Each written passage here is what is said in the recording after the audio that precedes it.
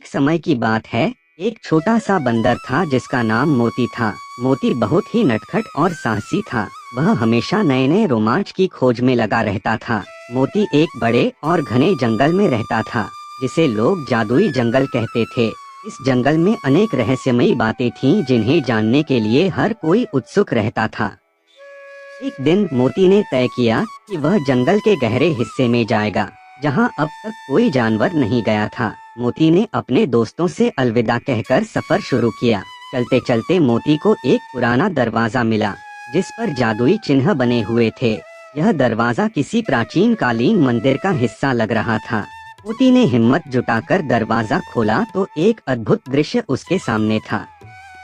दरवाजे के भीतर एक और दुनिया थी, जहां मोती ने कई जादुई प्राणियों को देखा। वहां एक जादुई हिला हुआ था जो मनचाही जगह पर ले जाता था। मोती ने उस हिले को छुआ और अचानक वह एक सुंदर सी नदी के किनारे पर था। नदी के पास एक सुनहरी मछली थी, जिसने मोती से कहा, मैं तुम्हें एक विशेष रहस्य बता सकती हूँ, पर तुम्हें मेरी मदद करनी होगी। मोती ने सहर्ष उसकी मदद करने की बात कह दी। सुनहरी मछली ने बताया कि नदी के उस पार एक बड़ा खजाना है, लेकिन उसे पाना किसी महापुरुष के बस की बात है। मोती ने अपनी हिम्मत दिखाई और नदी के उस पार जाने का फैसला किया। नदी को पार करते ही मोती ने देखा कि वहाँ एक विशाल पेड़ के नीचे एक चमचमाती चीज छिपी हुई थी।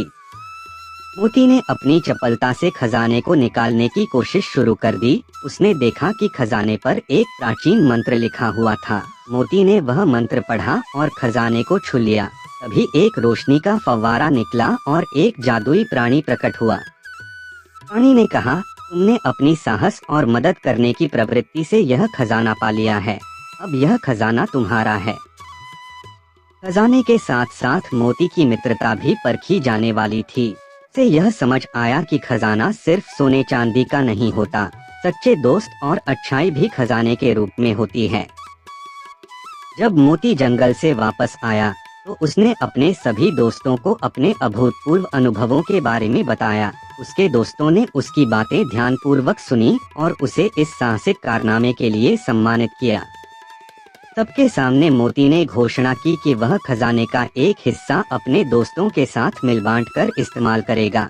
सबसे पहले उसने अपने दोस्तों को जादुई खजाना दिखाया और फिर उस खजाने से जो विशेष वस्तुएं थीं, उन्हें उनके साथ बांटने का निर्णय लिया।